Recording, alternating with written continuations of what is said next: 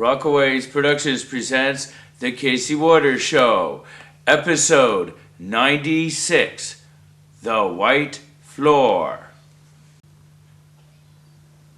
Hello, I'm your host, Casey Waters. Today's show is entitled The White Floor. Original material of mine dealing with assumptions about religion and the possibilities of forming new religions.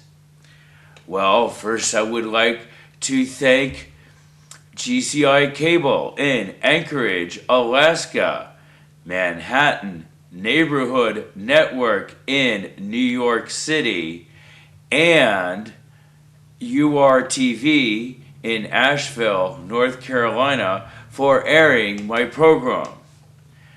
My program might air on additional cities in the future. Contact me if you want me to air my show in your city. Currently, the show airs in Anchorage, Alaska, New York, and Asheville, North Carolina. Well, so, on to the white floor. Well, the white floor, it's really supposed to be fantasy fiction material. However, I feel it might better serve its purpose by describing it and theorizing about it and the conditions surrounding it, and that is religion in general. And we might be able to make a lot of progress that way. However, the inspiration does come from fantasy fiction material almost, or at least fantasy. Well, of mine, sure. So, I guess we'll describe the fantasy first real quick, so you'll get a feel for where this all is coming from. Well, we all have our notions of the white light, the place where God resides, a place of infinite love. Well, admittedly, I haven't experienced it directly. Typically, it is only experienced by people when they die or have near-death experiences, and occasionally under other conditions as well. Perhaps sometimes a bit unpredictable when it might happen. However, it hasn't happened to me. Well, I can still think about it, speculate about it, and fantasize about it.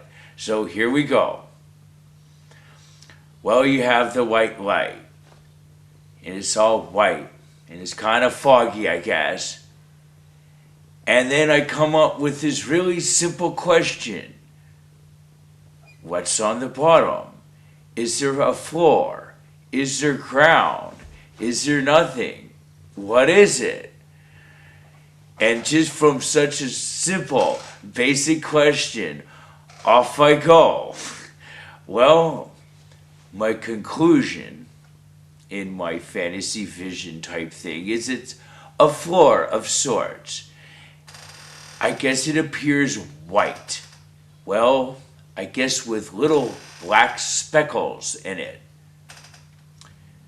And it's all clean and shiny looking, sure. And of course, very big, very extensive. There are no walls, just the white light, the infinite knowledge and love with God.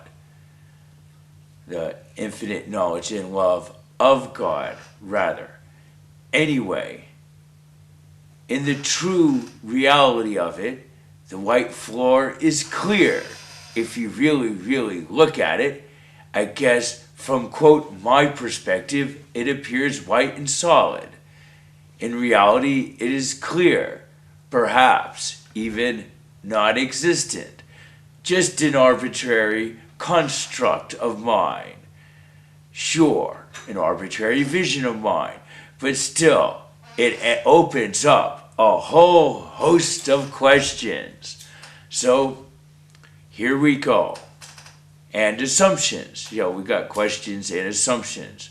So I guess one of the first assumption is the more interest you take in God, the more interest God will take in you. And perhaps that's how prayers get answered, via faith, by the believer having faith in God and seeking out God, and perhaps even wanting to help God and helping God. With those conditions might set up the conditions for prayers to be answered, or God to spontaneously help us. I really believe this is true, and concepts similar to this are a foundation, or one of the foundations of many religions. So, that's one thing to think about. But here comes another. Well, we have our assumptions about God. We make all sorts of assumptions.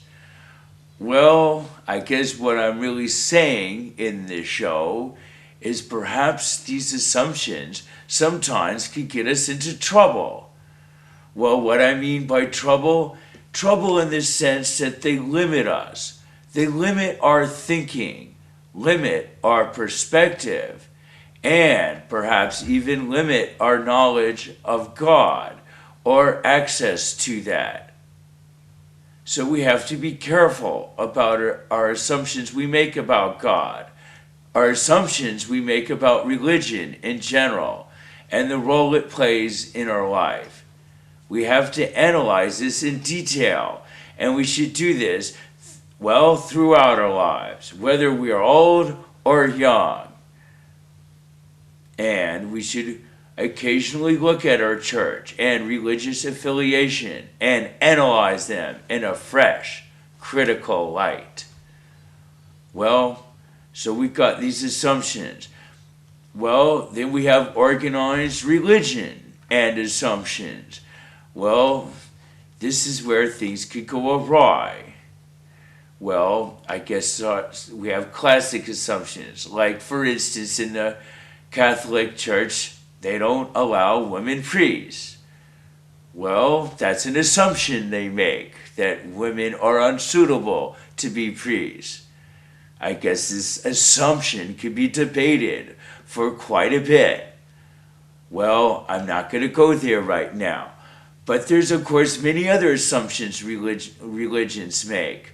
Another common assumption is their religion and only their religion will lead to enlightenment or will lead you to heaven, where I don't believe this is the case. So off we go. So we have these assumptions that could limit us. And another problem with organized religion might be that organized religion might occasionally even withhold spiritual knowledge from the common people, especially withholding it from people they might be considered new or beginners of sorts. So their knowledge might be more limited. Certain things might be withheld from them. Well, I don't always believe in that either. I believe advanced knowledge should be given to the masses in some cases. But once again, I guess this is all debatable too. Well, the problem with the organized religion, whatever it is, applying their assumptions, which are numerous typically, and withholding knowledge from the masses of, or the followers of their religion, well, what happens is this creates conditions where it's harder to be self-sufficient and harder to be independent of that religion. Well, perhaps the religion wants that to be the case, to kind of hold you in the religion, where I favor a more independent, critical view. And of course, you have the problems where if you have too many assumptions imposed by organized religions, that might impinge on your own self-reliance in spiritual matters, which I encourage. Of course, self-reliance admittedly can lead you in the wrong direction, but still, it is a good idea perhaps to try it occasionally anyway. I'll give you some more pointers on how to do this later on in the show. So we have the organized religion limiting your self-reliance and independence, and obviously limiting your ability to form new religions or fresh revisions of the current religion. So we got that, but we got a lot more. This show will feature background footage from the Cincinnati Zoo from December of '07. Also, some shots from Cincinnati, and perhaps some other background footage as well. So now, let's get off to it. Now, we're at the Cincinnati Zoo, and we're at the white floor. The white floor is the perspective of religion and spiritual matters on a wide scale. The brain room, as discussed on the Casey Waters show in the distant past, is the perspective of your personal situation in spiritual matters, particularly after you die. So the brain room could correspond to the Bardo state in Buddhism. So, the white floor is, well, it's part of the brain room. So I guess the brain room, even though it's your perspective of your personal situation, the white floor is all part of it, but it's kind of the part of it where you would perhaps look for perspective of the wider questions of religion, spirituality, and God, unrelated or perhaps somewhat unrelated to your immediate personal situation as far as your transition to your next existence. In the brain room, you negotiate with God for your next existence. It's a negotiation of give and take, and a lot of it depends on, or it all rather depends on how much you spiritually evolved during your previous life. So, let's get back to, well, the white floor a little more. Well, according to this idea of the white floor, or the perspective of it, new religions can be formed if it is all done properly. And I guess it would have to be done properly in the sense of morals and sociology and fairness and knowledge and other considerations. So, well, forming new religions and forming new religious ideas, including major revisions of old religions, is of course very difficult and tenuous. It's kind of like using a string that's blowing in a breeze to catch another string that's blowing in the breeze. And you can't even see the strings. Well, anyway, so the white light that surrounds the white floor, in a sense it is above it, represents, or is rather, the unlimited love, knowledge, power of God, and is the seat of God, the home of God, from what I could figure out. Anyway, well, here's where things get interesting. Well, because we have the white light above the white floor, but then what's below the white floor? Well, below the white floor is several things. I guess there's a large rift, a large crack going down in the area below the white floors.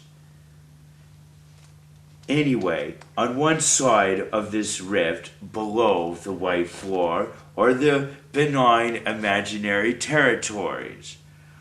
All the imagination and religious concepts that are basically are either good or harmless in nature. On the other side of the rift are the hell realms. Here are the concepts and ideas which are considered more harmful and help degrade humanity and retard humanity's spiritual advancement. So on one side you have the hell realms, on the other side you have the benign imaginary territories. Above it, the white floor with the white light above that. And then you have the rift in between the imaginary territories and the hell realms. Well, in the rift is the Bardo area. It is the brain room. It is where you negotiate all of this. Your personal situation when you have a near-death experience or in other conditions. What's below the rift? Well, we are the living realm. Rest below the rift. So when you die, you go up into the rift, you get caught up in it, and it is hard to say where you might end up. I read the Tibetan Book of the Dead recently, and apparently it could be quite confusing in there. However, at the same time, you do have keener insight, knowledge, and memory to help you. Well, this is all my creation here of this rift idea, but anyway, so below the rift you would have the living realm, and then above it, once you get through it off to one side, the hell realms, and the other side, the benign imaginary territories, and then if you go up or away from it, you'll get to the white floor where you might have more perspective on this all. In theory, I guess you would travel to this via astral travel, and then above that, the white light. Anyway, so what else is going on? Well, of course, if you get into the idea of forming a new religion, right? Well, you get into the first questions that are obvious to it are what about the authenticity and reality and truth of this new religion? Well, obviously, it might not be much truth or reality or authenticity to it. Admittedly, as I said before, it's like trying to catch a string in the wind with another string, and you can't even see the strings. A very hard task indeed. However, that doesn't mean you shouldn't try it. I'm just saying it might be a little more difficult. But anyway, when you talk about authenticity and reality and validity of a new religion or a different way of looking at an old religion, there's two levels of this authenticity of the religion. There's the personal level and the public level. Well, on the personal level, well, your religion could be more real than it is on a public level, of course. And it could be more authentic and more personal to you. Well, however, on the public level, it might be much more difficult to convince people of its validity. However, that doesn't necessarily mean it isn't valid. When you go into forming new religions, as I said, you have to think of morality, faith in God, and many other factors, including how you see your consciousness and how you see your thought processes. And of course, do unto others as they would as you would have them do unto you is an important aspect too. The golden rule. Well, then we have to go into the idea of communication with God and how real or how readily is this done? Well, a lot of people don't even believe in communication as God as possible. And some do and say it happens all the time with them, and will give you their spiritual knowledge that they got from God and orders and direction they got from God and impose them on you and say if you don't follow their direction, well, your spiritual life will suffer. Well, there might be some truth to that and maybe not. We have to judge this on each individual person making these claims. But I guess what I'm saying is the spontaneous communication with God is definitely possible, and it can happen to anyone. Even people of limited spiritual knowledge can get advanced knowledge from God directly. Another thing we have to consider, I guess one of the major things we have to consider when talking about all this forming new religions type stuff, is how we see ourselves and how we see others. This is extremely critical. And also, it is critical, I guess, in the sense of spiritual direction, too. Well, there's a couple ways things could happen. I guess in one scenario, we could get information from God or be inspired by God and lead others to do things according to our direction. However, on the other hand, other people we know or whatever, or perhaps preachers and religious figures can receive knowledge from God and then tell us what to do, and then we follow their advice to help our spiritual advancement. So it's kind of a two-way street, and there's two ways of doing things. Well, which situation is best? Well, my assumption both are. And my assumption is both situations should be employed from time to time throughout your life. So perhaps sometimes you should, as I said, be inspired by God directly and lead others to follow you or help others with that knowledge or inspiration you get from God. And then on the other hand, other people should inspire you with their faith and their interactions with their God and their ideas about God. Sure, it's kind of a two-way street. You should be able to readily recognize this. This is a good sign of spiritual health according to the way I see things. But anyway, so what are other things to consider? Well, a lot of it has to do with our attitudes and why we do things and how we see other people.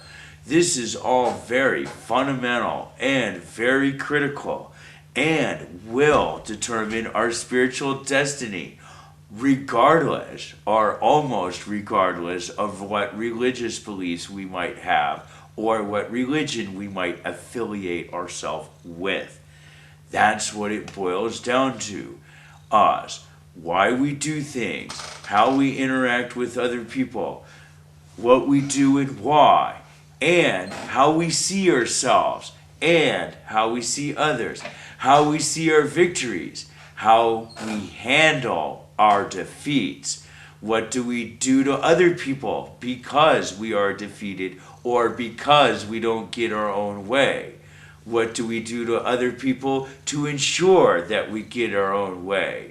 Do they have to pay a heavy price, or do you negotiate with them and share the spoils of victory with them fairly and honestly?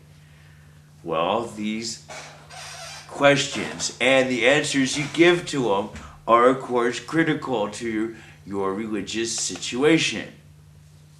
And if you form a new religion or revise an old one, you should have all of this firmly in context and have it with you and be thinking of it. For as you come up with new ideas, new inspirations, and especially new guidelines, restrictions, or assumptions, you better be sure that they could be held up under the test of what happens when they are imposed on other people. Is it really good for them, or is it just benefiting you and your organized religion? You have to look at organized religion itself as a self, a being which could become greedy or have undue pride, because that's what often happens to religious leaders. Sometimes they get too greedy, and sometimes they have too much pride. And sometimes they might have other afflictions and negative conditions. So we have to look at all this honestly and fairly. One of the things you need to consider when forming a new religion or revising an old one is the role of faith.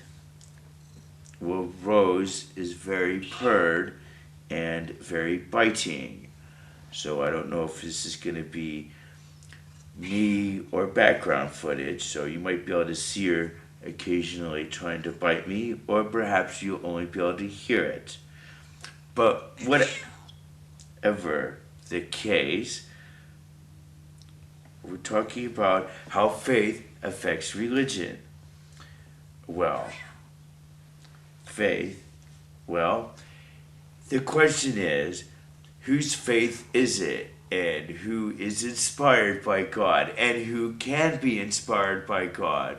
And what kinds of things would be tolerated in your religion or faith as far as inspiration from God? A lot of religions won't accept certain notions, certain stories of how one was converted or inspired, or other conditions, because they just see them as too immoral or not suitable. Also, some religions might say communication with God is not possible because of your status.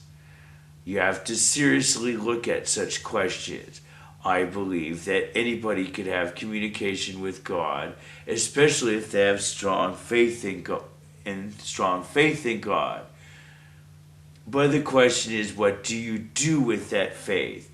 And do you use it to impose things on others?